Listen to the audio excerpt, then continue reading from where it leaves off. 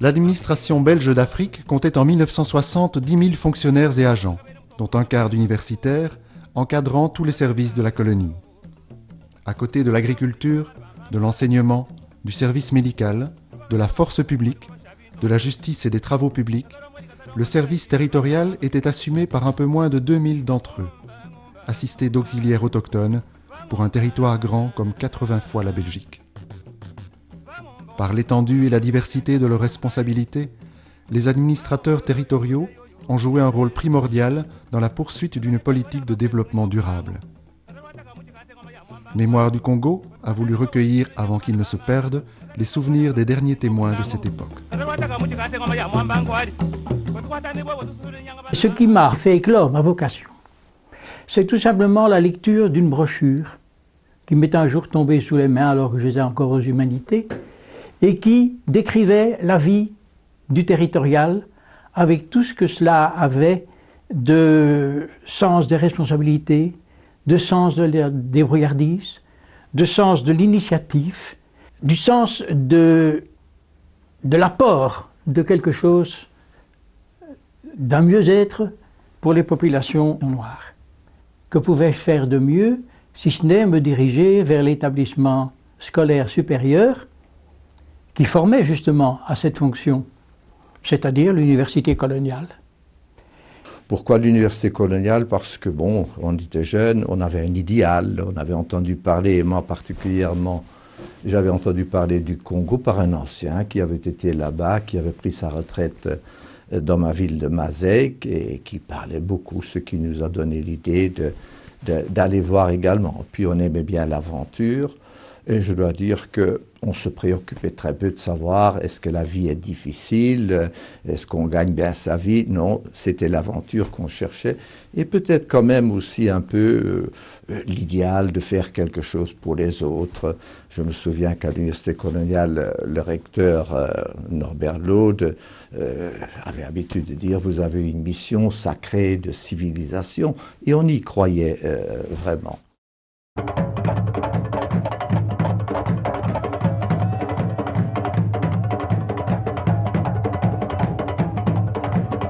Partir en Afrique dans les années 50 ne s'apparentait plus à une expédition réservée à des aventuriers ou des pionniers comme c'était l'opinion que pas mal avaient en Belgique dans les années qui précédaient. Mais c'était quand même un saut relatif dans l'inconnu. Nous, les universitaires ordinaires, nous devions passer un concours au terme duquel nous suivions un cours à l'école annexe à l'école coloniale de 4 mois, 4 ou 5 mois, après lequel nous étions considérés comme aptes à partir. Et ce cours, en fait, était la première idée de la multiplicité de ce qu'allaient être les activités d'un administrateur de territoire. 2 camarades et moi, nous étions désignés pour Léopoldville. Alors c'était presque une catastrophe pour nous autres parce que nous avions été formés pendant les 4 ans d'université, surtout pour aller travailler en brousse. Léopoldville, c'était d'abord un district.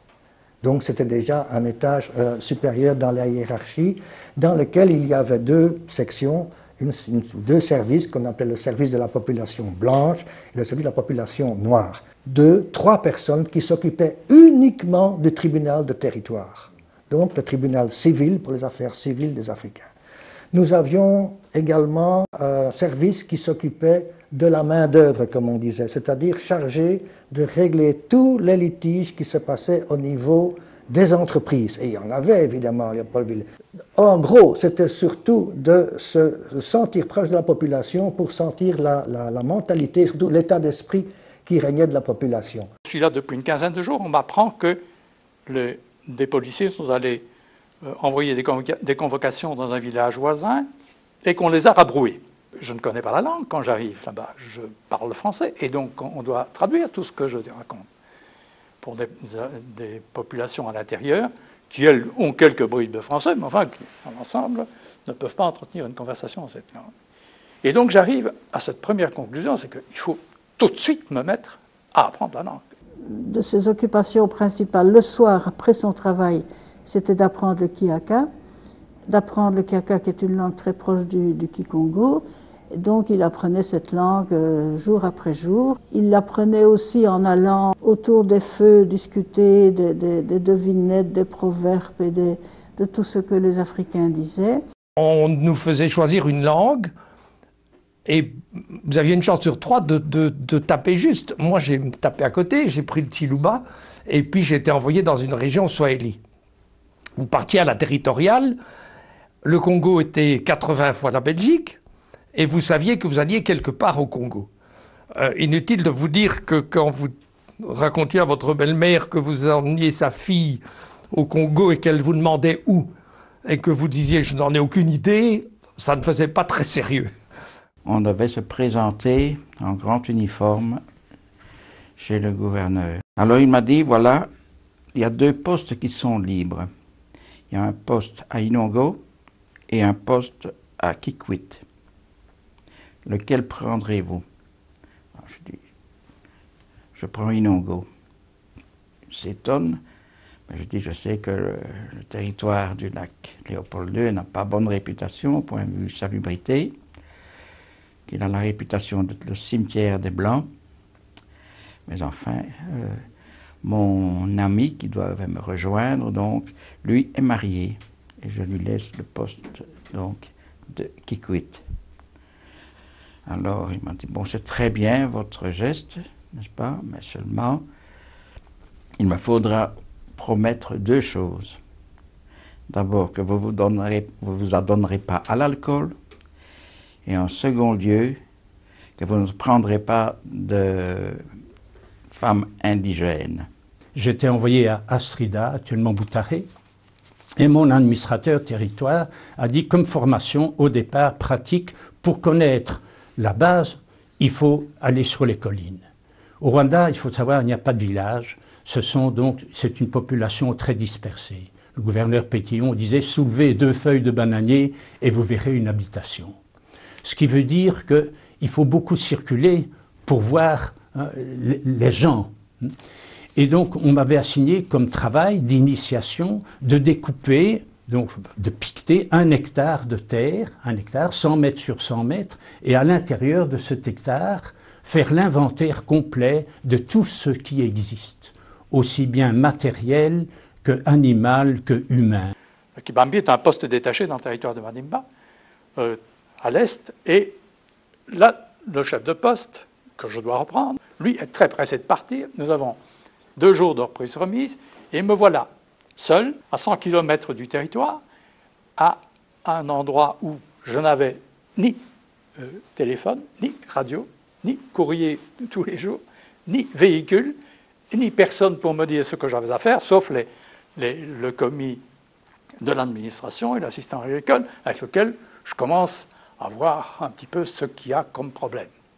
L'administrateur territorial, assistant, qui n'était pas chef de poste ou comptable, était astreint à des tournées en brousse qui devaient donc compter 20 jours ouvrables par mois. Ce qui est énorme, parce que ça faisait pratiquement 4 ou 5 jours par semaine, et on rentrait au poste le vendredi ou le samedi pour faire ses rapports. Et dans le territoire de Rutshuru, où j'étais, il y avait notamment aux confins avec l'Ouganda, toute une série de régions qu'on ne pouvait atteindre que par des pistes. Et alors c'était l'utilisation du tipoy.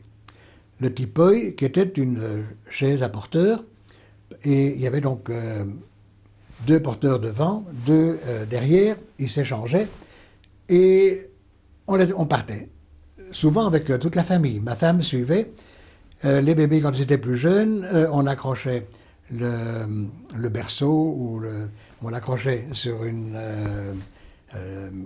sur un bambou, un grand bambou, et 2 porteurs suivaient.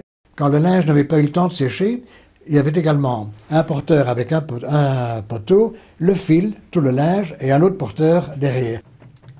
Quand on arrivait à un village, c'était une véritable ovation.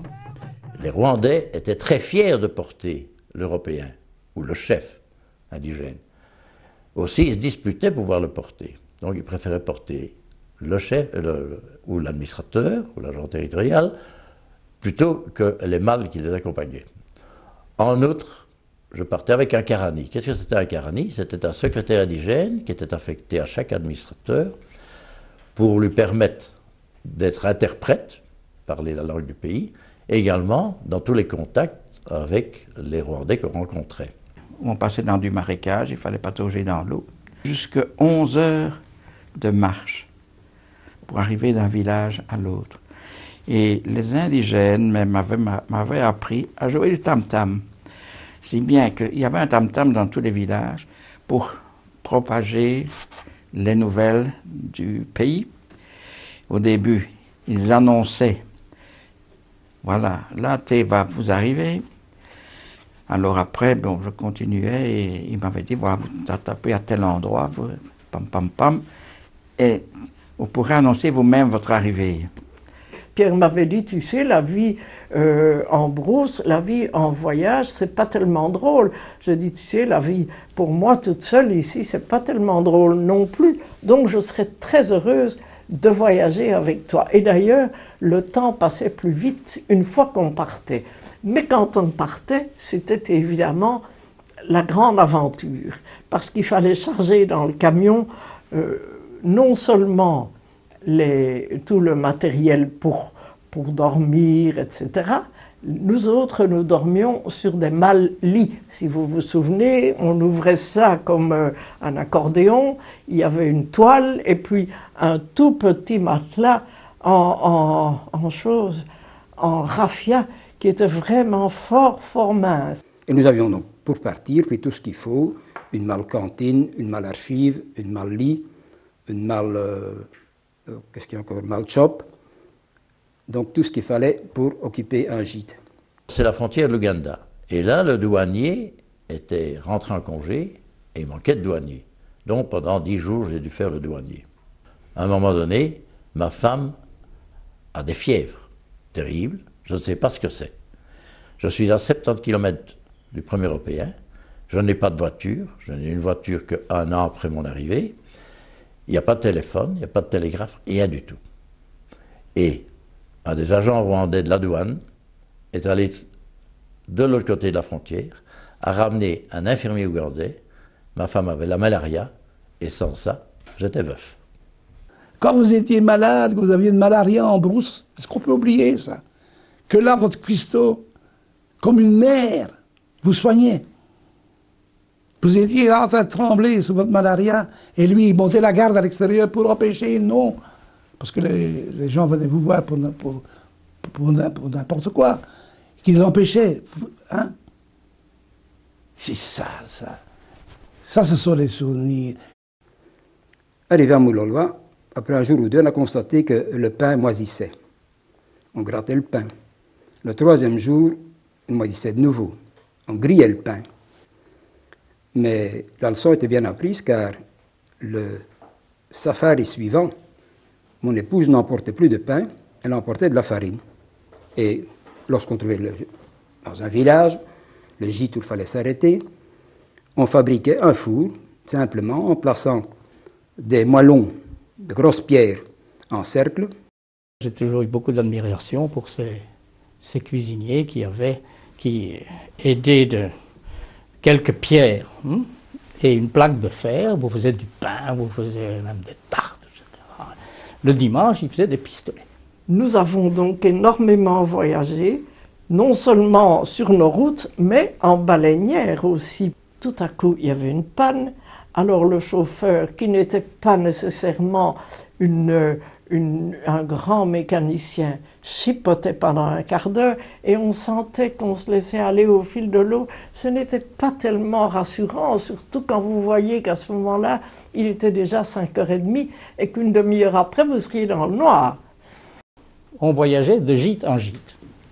Et les gîtes, c'était les gîtes d'étape. C'était en fait des cases, des cases plus grandes que celles que les Congolais construisaient pour eux-mêmes. Et le boy était là avec le grand sourire pour nous accueillir. Ils avaient mis un bouquet de fleurs indigènes sur la table. Ils avaient bien nettoyé les pièces. Et la salle de bain, ils avaient oublié de regarder là. Et qu'est-ce qu'il y avait dans la baignoire? Un immense rat mort en train de pourrir. Donc ça, il n'avait pas... Alors vous vous rendez compte, elle avait 19 ans, ma femme, la jeune Hollandaise, n'est-ce pas déjà? Bon, c'était la maison. Enfin, tout ça, on était jeunes, n'est-ce pas? Dans chaque village important, il y avait un gîte d'étape qui permettait à l'administrateur, à ses assistants, aux agronomes, à l'agent sanitaire qui allait aussi de village en village pour faire le recensement médical, lui, n'est-ce pas? Tout le village défilait quand un assistant médical faisait sa tournée et tout le monde devait se présenter avec un excrément pour voir s'il y avait de la verminose. Et les Noirs enroulaient ça soigneusement dans une feuille de banane. Ils mettaient ça comme ça derrière leur oreille. Tout ça se passait très proprement, très gentil.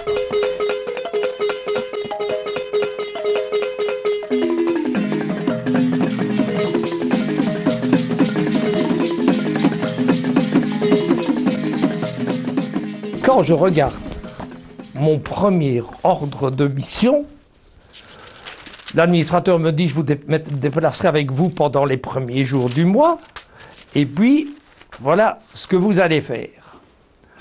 Recensement complet de la chefferie, recensement de la population flottante, recensement des fusils à piston, perception de la taxe sur les vélocipèdes, contrôle des centres commerciaux, hygiène des villages, propagande pour la construction de maisons en briques, plantation de haies, abris pour petit bétail, propagande agricole dans tous les villages, une visite des champs accompagnée du moniteur agricole s'impose, vérifier l'existence du grenier à coton, contrôler l'engrangement des semences, et puis alors, sondage pour déterminer la présence en vue de la construction d'un puits, et puis là c'était l'astuce vicieuse de mon administrateur, j'ai fait 58 km de levée d'itinéraire, donc en 5 jours, avec la boussole, la corde pour mesurer la route, etc., c'était pas triste. Mais enfin, c'était une bonne entrée en matière, ça vous mettait d'autre part directement en contact avec des Congolais qui travaillaient avec vous, et c'était un élément extrêmement important que pour eux, vous apparaissiez comme mettant la main à la pâte.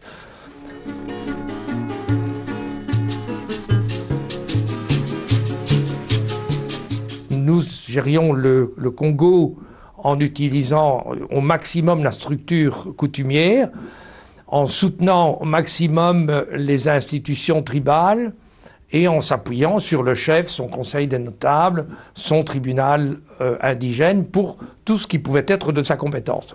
Nous avions trouvé des autorités indigènes établies, une organisation qui existait, les chefs, les sous-chefs, les chefs, il y avait les juges de chefferie, il y avait même des bilongosi qui étaient un peu surveillants de collines, puisque le Rwanda est un pays de collines et pas de villages. Et tout ça était fort bien ordonné, je dirais.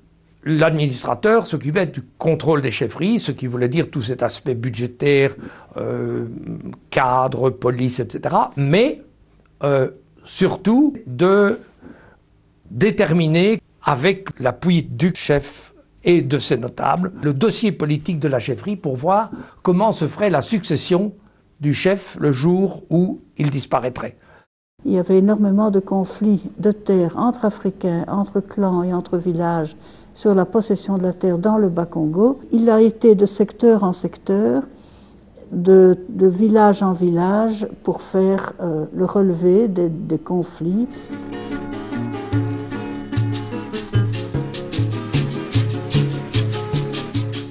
On cherchait la protection des travailleurs également, peut-être plus qu'on ne le ferait ici en Belgique. C'était régulier, on passait chez les entrepreneurs et on vérifiait chaque fois leur registre de main-d'œuvre, voir si tous les travailleurs étaient bien inscrits, s'ils appliquaient convenablement le règlement de travail, et si la régularité des paiements de salaire et du pot chaud était bonne, en les entendant, en les écoutant et en tranchant dans le sens de la justice.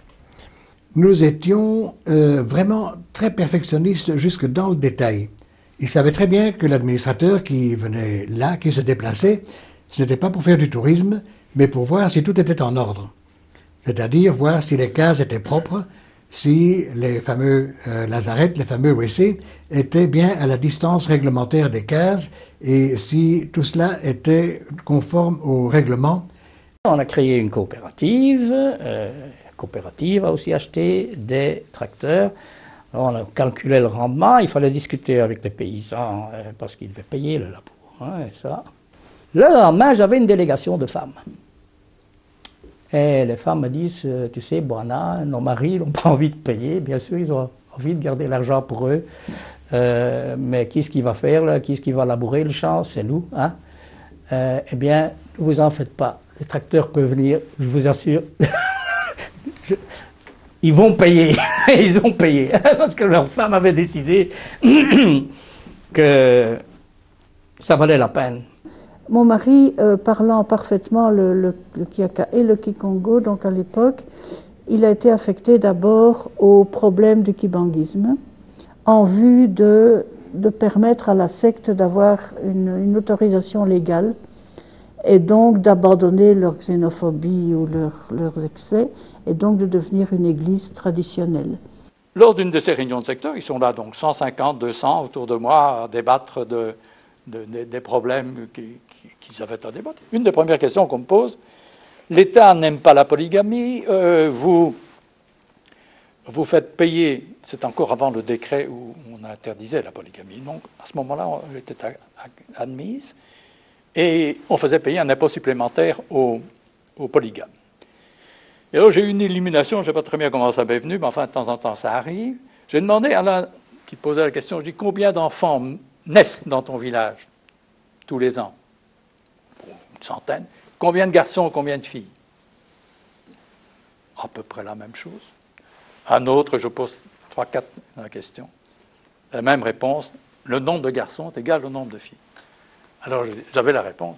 Je dis, et vous voudriez que chacun de ces garçons ne trouve pas une fille pour se marier et pour fonder une famille? S'il y a l'un qui en prend 5 et l'autre qui en prend 3, il y en a tout autant, il y en a 8 qui n'en auront pas. Alors comment voulez-vous expliquer que chacun ait droit à une vie de famille? Je dois dire que ça a été la réponse qui a clos le bec à toute cette discussion, parce que là, il n'y avait vraiment rien à répondre. Le Mohamine Désé était quelqu'un à qui on donnait évidemment couramment la main et qu'on invitait chez soi. Et chose curieuse pour vous dire, la symbiose et la bonne entente qu'il y avait là, j'ai donc 4 enfants qui sont nés sur le territoire de sa chefferie. Eh bien, il me faisait remarquer que c'était des Banyaboucha, parce qu'ils étaient nés sur son territoire. Il dit, ils me doivent le respect. Il se fait que la veille d'une réunion, j'avais appris que l'un des sous-chefs était décédé. Accident ou maladie, je ne sais pas. Il était mort. Et au moment de réunir tout le monde, je vois, c'était dans le seul local qui était le tribunal coutumier. Je me dis, arrêtons-nous un instant, mettons-nous debout et prenons une minute de silence en mémoire de notre sous-chef X qui est décédé avant-hier. Puis on s'est assis, c'est tout. Ce n'était pas eux qui s'intégraient à nous, c'est nous qui étions intégrés à eux. Nous vivions avec eux à 100%. À 100%. Comme ma femme était au village seule, enceinte, il n'y avait pas un soldat, pas un policier qui était auprès d'elle pour veiller. Il n'y avait même pas de porte, je vous l'ai dit. C'est le chef du village qui arrivait le matin pour voir si tout allait bien. Et ma femme dit toujours qu'elle était chaque fois surprise parce qu'ils arrivaient bien nus, tout doucement, on les avait pas arrivés, tout d'un coup, il était là. Bon, enfin, ben. J'avais créé un cercle qui s'appelait La Fraternelle. Et c'est au cercle, donc, et le cercle qui organise la bienvenue pour ma femme. Le sous-chef local prend la parole pour souhaiter la bienvenue pour ma femme. Alors il s'adresse à ma femme, bienvenue. Et d'ailleurs, vous savez, votre mari qui était ici avant, on l'aimait beaucoup. D'ailleurs, il y a pas mal de petits Jaspers ici dans le territoire. Alors, bon, moi j'ai arrêté, je dis, écoute, explique quand même, parce que là, là il expliquait, il dit, mais écoutez, quand on aimait bien un blanc et sur la colline, et au moment où il passait un gosse était né, eh bien, en général, on pouvait lui donner le nom de l'Européen puisqu'il était là à ce moment-là. Alors, bon, j'ai dit, voilà, bon, maintenant, tu comprends, oui, mais il fallait quand même expliquer, n'est-ce pas? Quand, en juin 60, on vient me conseiller de renvoyer mon épouse et les enfants en Belgique, il n'y a pas un Européen qui vient avec nous à l'avion, et nous avons une foule de la famille de la Mwamikazi, elle en tête, etc. Toute la famille est là, en pleurant et en insistant qu'on revienne. Dans le même territoire de Kabalo, j'avais aussi le nom de Bwana Kasebo. Le Kasebo, c'est un petit oiseau, un genre troglodyte comme ça, qui, quand son nid est menacé, qui s'en va en faisant chi-chi-chi pour le noyer le danger. Ça, c'était le beau côté de l'histoire, parce que ce qu'il voulait dire aussi, en somme, c'est que Paul Renders, en l'occurrence, répétait souvent ce qu'il avait à dire.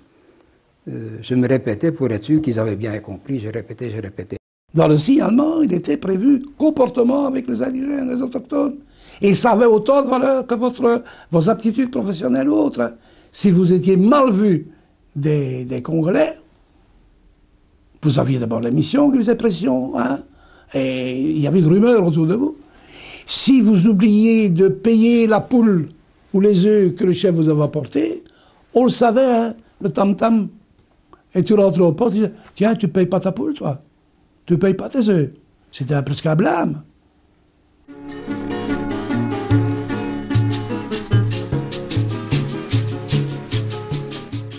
J'ai eu une grande joie dans cette première partie de ma vie coloniale, c'est de voir s'ouvrir une région à ce qu'on appelait la civilisation, le progrès, le développement, la prospérité.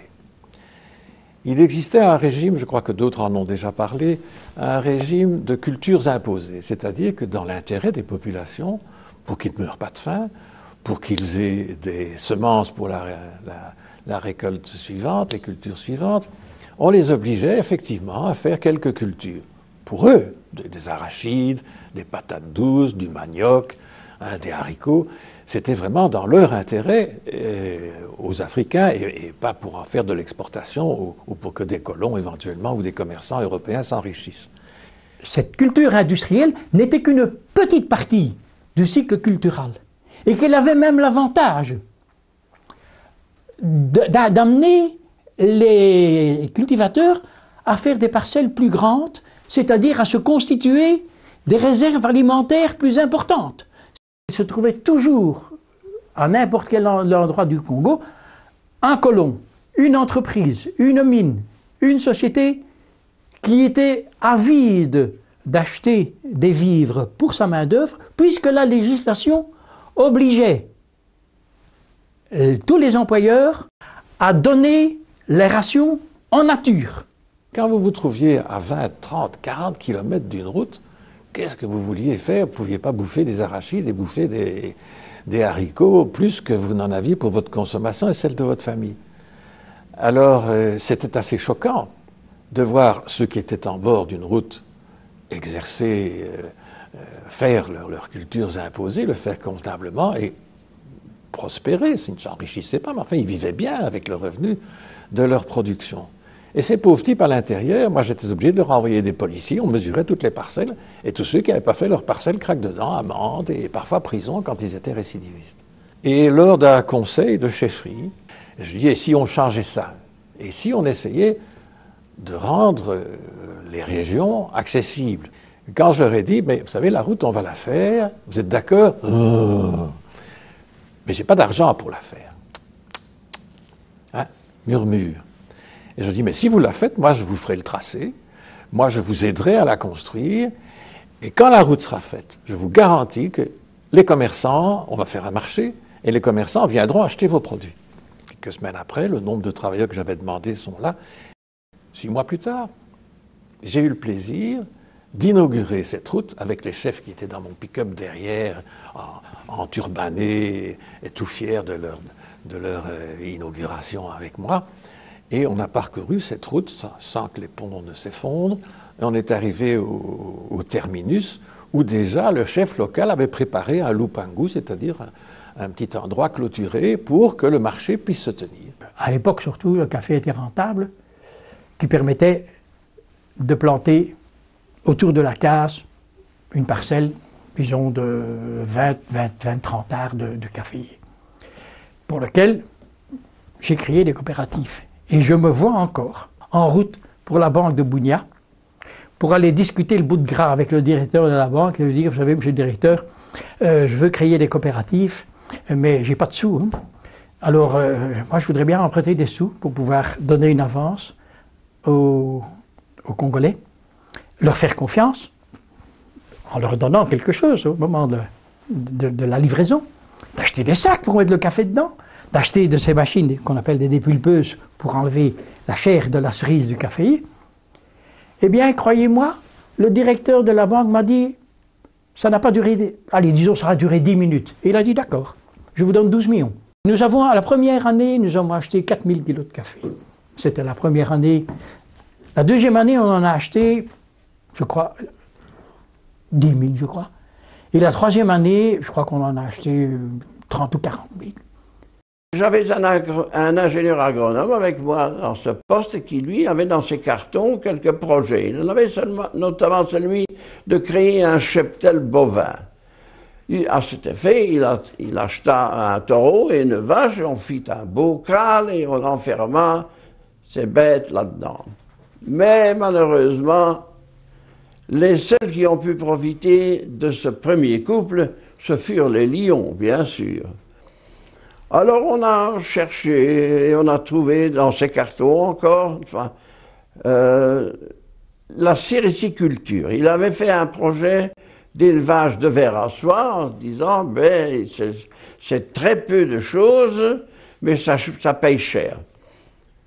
Bon, mais tout ça marchait fort bien, la magnanerie était très bien, les mûriers donnaient très bien, et les vers à soie ont bien mangé, constitué leur cocon, et c'est ici que commence une nouvelle aventure. Lorsqu'il s'agissait de tuer les cocons, ou le ver à soie dans le cocon, malheureusement, ce ne fut pas de l'eau chaude, mais de l'eau bouillante que l'on utilisa, et le résultat, on peut le deviner, c'est que les cocons sont morts à l'intérieur. Ce n'est peut-être pas grave, mais c'est que le cocon lui-même, la soie, a été brûlée. Toute l'histoire du territoire de Congolo sera placée sous le signe du coton. Il y a plusieurs acteurs qui interviennent dans le lancement des paysanats. Tout d'abord l'État, avec l'équipe de territoriaux et d'agronomes, qui exécutent les enquêtes politico-foncières pour déterminer la meilleure terre et pour emporter l'adhésion des paysans. Parce que tout se fait sur une base volontaire, bien entendu. Il n'est plus question des fameux TOE, les travaux d'ordre économique, les 40 arts, tout fini tout ça. Maintenant, les Noirs marchent avec nous, ils ont compris qu'ils allaient améliorer leur sort, qu'après l'économique, on ferait du social, parce qu'il ne faut jamais faire l'inverse. Et donc, il subsistait une belle part de bénéfices pour améliorer leur intérieur, pour acheter des tôles. La régie des eaux s'en est mêlée, il y a eu de l'adduction d'eau à l'intérieur des terres, on a construit des puits. Donc, le paysage changeait vraiment. On avait trouvé une formule qui convenait parfaitement aux cultivateurs noirs. Inutile de parler de grand développement, de grandes idées sur une base qui est fragile. Lorsque les gens ont faim, je l'ai vu d'ailleurs dans ma carrière, des gens qui ne mangent qu'une fois par jour n'ont pas de rendement une fois qu'on arrive au milieu de la journée. Il y avait des marchés café. Alors le marché café, c'est un spectacle. Ils ont lieu périodiquement, c'est la plus grande ressource du pays, et des centaines de femmes viennent, surtout femmes, avec des paniers portant le café sur leur tête.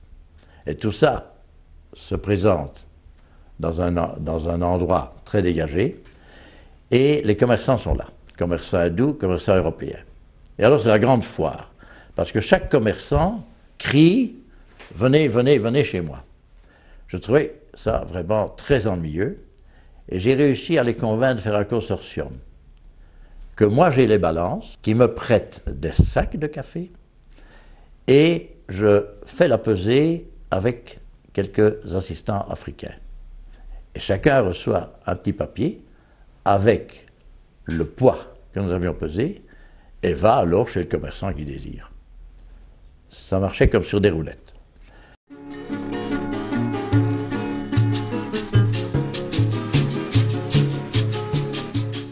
J'avais tracé une route qui allait à Kalengue, de Kibula à Kalengue. C'était une route à travers forêt, une forêt, la forêt assez dense, qui menait à un village tout à fait isolé.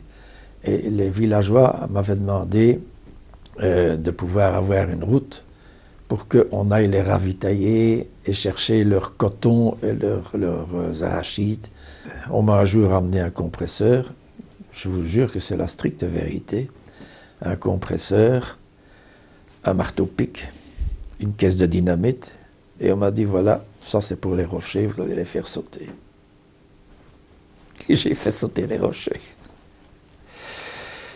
C'est pour vous dire que l'agent territorial, c'était la bonne à tout faire. Il faisait de tout, des routes, des constructions, on nous demandait n'importe quoi. Au moment où on arrive de l'autre côté du pont, là j'entends un craquement derrière, le chauffeur a un bon réflexe, il pousse sur l'accélérateur, le camion avance et le pont craque derrière et les poutres en craquant font une cale à l'arrière des pneus, le camion ne tombe pas à la renverse. Et alors j'apprends que c'est à moi qu'il appartient évidemment de refaire le pont. Je n'ai jamais appris ça, je suis docteur en droit, je n'ai pas beaucoup de notions en la matière. Et pendant toute une journée, les gens se sont déployés avec l'un ou l'autre qui connaissait quand même un petit peu en la matière, qui se sont alors organisés pour aller couper des arbres. La rivière avait à peu près 4 mètres de large. Le pont est refait, on peut repartir. Elle me dit, mais moi je ne conduis pas. Il avait pris une telle frousse lors de l'accident qu'il ne voulait plus reprendre le volant. À ce moment-là, la débrouille doit jouer et qu'il faut prendre alors soi-même le volant, montrer que ce pont est bien fait et repasser au milieu des vivats de tout le monde. J'avais le charroi du territoire qui représentait certainement 7-8 véhicules. Et il fallait pour ce charroi faire les prévisions de consommation, faire venir de l'huile, et le problème des pièces de rechange, par exemple, on avait ce qu'on appelle les parsbooks, et j'ai appris à user un parsbook, parce que quand vous commandiez à Élisabethville, à 700 km, une pièce qui vous arrivait, il y avait un avion par semaine, qui vous arrivait la semaine suivante, il s'agissait de ne pas s'être trompé de numéro, sinon votre camion était encore immobilisé 8 jours de plus.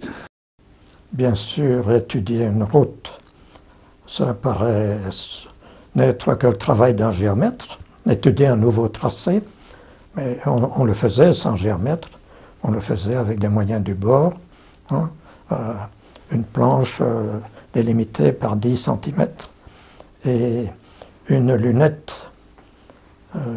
pour viser ces graduations. C'était un bambou au travers duquel on avait mis un réticule, je crois, hein, mais fait avec les moyens du bord. Donc ça se faisait avec des moyens très... Et le décamètre, c'est une corde de 10 mètres. Hein. Mais on arrivait comme ça à ce que des gens, même analphabètes, savaient étudier un tracé routier et il avait comme règle de ne pas dépasser une pente de 5%, parce que plus que 5% facilitait le ravinement par les eaux et compliquait l'entretien de la future route.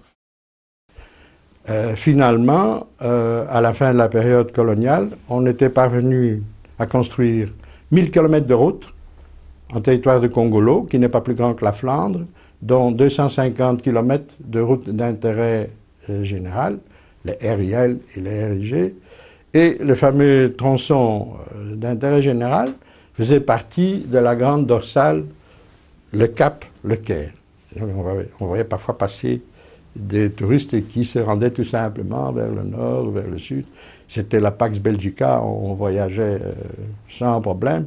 Et on avait d'ailleurs un excellent guide du Congo et du Rwanda-Burundi. Et grâce aussi aux revenus accrus, au territoire, on avait pris l'initiative de remplacer tous les ouvrages en bois sur les routes par des ouvrages en dur. Et là, je rends hommage à Brugeoise des Nivelles, qui avait conçu un pont métallique pour l'Afrique, porté de 8 à 12 mètres. Et ça, c'était une de mes marottes. J'adorais disparaître en brousse avec mon mécano, avec des artisans qu'on avait formés, avec des vieux crics de voitures. Hein, on maçonnait deux culées, parfois une pile au milieu, et on montait notre mécano avec ce platelage en dur. Et là, il faut dire que ces gens avaient un courage fou. C'était donc des gens qui venaient de la ville, des ouvriers ou des boys, etc. Eh bien, ces gens venaient, après les heures de travail, le samedi et le dimanche, et je me souviens, la nuit, parfois, par pleine lune, il y en a qui venaient pour fabriquer leurs briques. Quand j'ai eu mon premier four à briques à faire, je t'assure que le cours de, comment il s'appelait là? Collignon. Le cours de Collignon, Seigneur, que j'ai loupé ce cours. Mais heureusement, là, il y avait les Noirs. Et c'était moi qui demandais conseil à mon capitaine noir, qui était un bon maçon, et qui dit non, chef, c'est comme ça qu'on doit faire. Pour sauver la face, je disais bien sûr, c'est comme ça. Hein? Nous voudrions un dispensaire. Je dis oui, bien sûr. Vous êtes à 20 km de tous les dispensaires, je comprends très bien, mais si on doit faire ça avec les finances communales, on n'y arrivera pas avant 2 ans, 3 ans d'ici. Mais si chacun des villages se mettait à récolter ces noix, ces noix de palme que vous n'utilisez plus après la cuisson de la moirme, pour en extraire le noyau, les noix palmistes, et que tous ces noyaux de noix palmistes, où les femmes et les enfants dans chacun des villages pourraient contribuer à casser et à amener au chef-lieu du secteur, on aurait là une masse de produits que les commerçants pourraient emmener et que le secteur pourrait vendre. Et l'idée avait fait son chemin. L'idée a fait son chemin au point que, 3 mois après le conseil du secteur suivant, les sacs de noix palmistes sont là, amenés au chef-lieu du secteur, n'attendant plus que les commerçants pour les emmener. On a pu vendre ces noix palmistes aux commerçants et avec le produit, on a créé un dispensaire. Il faut savoir que au Congo belge, le service médical était quand même extrêmement étendu. Hein. Il y avait pratiquement un dispensaire dans tous les gros villages. Et l'agent médical suivait la santé de très près.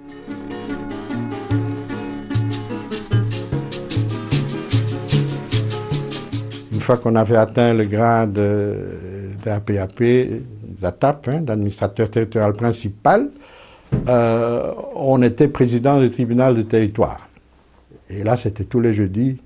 C'était très dur, parce que le matin tôt, on commençait, et jusqu'à épuisement de l'agenda, on continuait, parfois jusqu'après le coucher du soleil.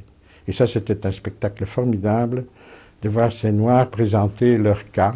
Il n'y avait pas d'avocat, il y avait le demandeur, le défendeur, le témoin. Il y avait l'administrateur, son adjoint principal qui était le président, il y avait les assesseurs noirs, et il fallait débrouiller l'affaire, trouver la vérité et confondre les menteurs. J'ai compris que je connaissais suffisamment le Swahili quand je me suis surpris à rougir. C'est-à-dire que dans des litiges civils, quand les Noirs déballaient leurs affaires intimes, c'était dit avec tellement de détails, c'était tellement vivant que, seul blanc dans l'Assemblée, je me voyais rougir. Ce qui me plaisait, surtout dans la justice, c'était le tribunal de territoire où on jugeait avec des assesseurs indigènes. Le travail est extrêmement intéressant parce que là, je croyais avoir, pour mon doctorat, épuisé le droit coutumier, mais je me suis rendu compte qu'au contraire, j'avais encore beaucoup à apprendre. Ce qui m'a amené à décortiquer tous les jugements des juridictions locales, puisque nous avions un droit de revision des jugements locaux. Et ça, c'était extrêmement intéressant, vraiment. Et il y avait des assesseurs indigènes qui étaient de vieux sages extrêmement malins et qui connaissaient leurs coutumes sur le bout des doigts. Là, ils ont vraiment, je crois, eux aussi appris qu'il ne fallait pas de parti pris, que c'est pas parce que c'était l'oncle ou le frère ou le cousin qui passait au tribunal qu'il fallait lui faire le moindre cadeau. Comme je suis juriste de formation, ça m'intéressait beaucoup de voir comment ils motivaient leurs jugements. Et ces jugements étaient très très bien motivés, c'était simple, court, bref, et c'était toujours le rappel d'un précepte ou d'un proverbe congolais, d'un proverbe africain. Comme par exemple, quand quelqu'un avait volé, le jugement, au moment le dispositif de jugement, puisqu'il est établi que tu as volé, on te coupera la main. Et puis, donc, tu payeras une caisse de bière à ta victime. Vous voyez, on avait adouci, on avait humanisé le précepte sévère, mais qui était encore formulé tel que tout le monde le connaissait. On attendait très souvent notre arrivée pour nous soumettre des cas litigieux un peu plus difficiles qui n'avaient pas réussi à régler eux-mêmes. Alors commençaient les plaidoiries. Et le plaidoyer d'un Africain, c'est quelque chose de tellement convaincant que, après avoir entendu la partie A, je dis, il a raison. Enfin, par acquis de conscience, je vais même écouter B. L'autre partie parlait, et là, encore une fois, il m'avait totalement convaincu, ce qui fait que je ne savais vraiment pas qui avait raison. Alors je me tournais vers les juges et je dis, qu'est-ce qui vous en semble? Qui a raison, A ou B? Alors il poussait un soupir et il me disait, Buana, vous avez le temps? Il savait que les Européens n'avaient jamais le temps. Toute l'après-midi s'il le faut, et même une partie de la nuit, mais je veux voir clair. Bon, très bien. Alors, on chassait tout le monde du tribunal, il ne restait plus que les juges, et puis on appelait un à un tous les intervenants à la cause. Et je voyais se reconstituer un puzzle de l'affaire. Et finalement, ils étaient heureux quand ils arrivaient à une solution mitoyenne qui permettait aux deux parties de sauver la face et de continuer à vivre ensemble. Et là, j'ai beaucoup appris de la sagesse bantoue qui s'occupait beaucoup plus de réconcilier les parties plutôt que de décider ex cathedra, c'est un tel qui a raison et c'est celui-là qui a tort. Parce que si on appliquait ça à la lettre, celui qui avait tort devait pratiquement quitter le village. On commençait par acter, au nom du Mwami, je jure de dire la vérité. Au nom du Mwami. Le Mwami, c'est le roi du Rwanda, c'était le chef de la structure coutumière. Donc l'administration belge avait repris cette phrase-là, hein, donc intégrant la coutume dans notre action. Je me souviens d'une enquête, un sous-chef, il s'appelait Ntouro, qui habitait à 15 km, un grand, qui habitait dans sa maison, c'était aussi une hutte en paille. On avait non seulement, pendant la nuit, mis le feu à sa hutte, mais on avait frappé un membre de sa famille et blessé un membre de sa famille. Donc, coups et blessures, la nuit, vol qualifié, ce n'était pas les tribunaux coutumiers qui étaient compétents, c'était même pas le tribunal de police, mais moi, en tant qu'officier judiciaire, je devais faire l'enquête. Alors, j'avais appris, par déjà ma formation pratique sur le terrain et connaissance un peu de la coutume, que celui qui avait utilisé une arme pour blesser quelqu'un, s'il y avait du sang sur cette arme, ne pouvait plus jamais toucher cette arme ou la prendre en main. Et ça, c'était un indice qui m'a permis de conduire cette enquête.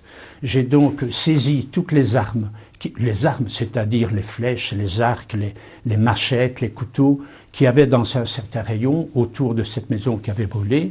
Je les ai étiquetés, mis un numéro, et je les ai envoyés au laboratoire. Il s'est révélé que sur la machette numéro 23, dont je connaissais le propriétaire, il y avait du sang et du sang humain. J'ai fait venir alors le propriétaire, je l'ai interrogé et j'ai mis devant lui tout ce paquet, il y avait environ 25 à 30 armes, et je lui ai dit, prends-les une par une et montre-les-moi, dis-moi si c'est à toi. Il les a toutes prises, sauf le numéro 23 qu'il a laissé. Alors pour moi, c'était plus qu'un indice, c'était une preuve. En dehors des tribunaux indigènes, il y avait aussi les prisons où les prisonniers pouvaient être sanctionnés de 4 coups de fouet s'ils avaient commis une faute contre le règlement de discipline de la prison. Et également à la force publique. Les soldats pouvaient être punis de coups de fouet, les simples soldats par les sergents, etc. Cette fameuse chicotte. Hein. La loi prévoyait aussi d'ailleurs, le décret prévoyait qu'il ne pouvait pas, l'infliger aux femmes, on ne pouvait pas l'infliger aux vieillards. Et prévoyait aussi que les chefs, donc les tribunaux de chefferie, ne pouvaient prononcer cette peine que si elle était traditionnelle dans la région. Donc, dans les régions où c'était coutumier, on pouvait le faire. Et à ma connaissance, chez le chef Chipama, ce n'est jamais vu ou entendu qu'on infligeait la peine du fouet. Pour montrer que comme prison, c'était vraiment pas tellement sévère. Au fond, beaucoup de gens étaient contents d'être nourris gratuitement, sans devoir travailler. Comme travail, pendant la journée, ils allaient couper de l'herbe dans des petits parcs ou des jardins. Mais un jour, s'est déclaré un incendie à 15 km ou 20 km de Kigali, où j'étais administrateur. Alors je n'ai fait ni une ni deux, j'ai pris un camion que j'ai conduit moi-même et j'ai mis toute la prison, où il y avait 40 prisonniers, je les ai embarqués dans le camion, nous sommes montés au sommet de la colline, chacun a pris une branche d'eucalyptus et a tapoté sur le sol pour éteindre le feu d'incendie. Et je suis revenu et il ne manquait pas un seul prisonnier. Autre spécificité du territoire, le détachement militaire. En fait, nous avions là 37 soldats de la force publique, qu'on appelait en détachement en service territorial, qui avait comme mission de garder la prison, les prisonniers. Il y en avait dans les postes détachés pour les mêmes fonctions. Et ils étaient là comme force de sécurité s'il y avait eu lieu d'y faire appel, ce qui n'a jamais été le cas. Ça voulait dire rapport, palabres entre les femmes, distribution de vêtements, entraînement de tir une fois tous les 15 jours, enfin, plus tous les problèmes que peut poser un détachement de 37 hommes.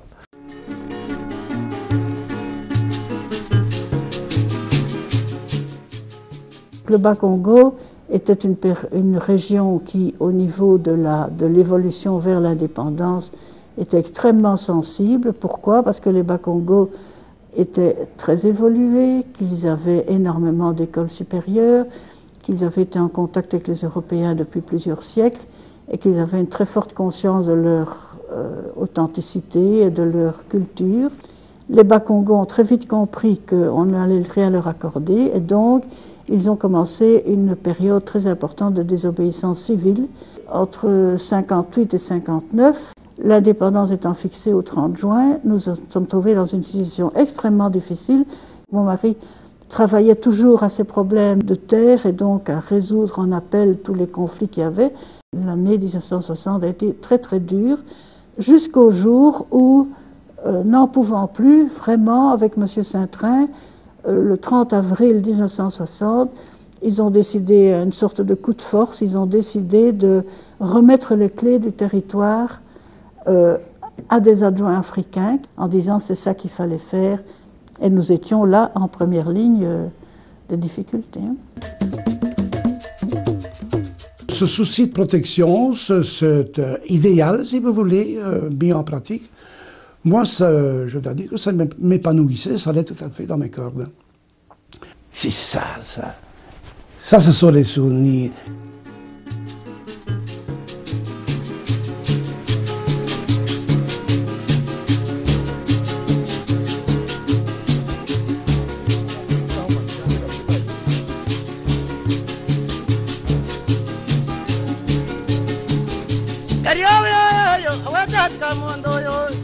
Mama,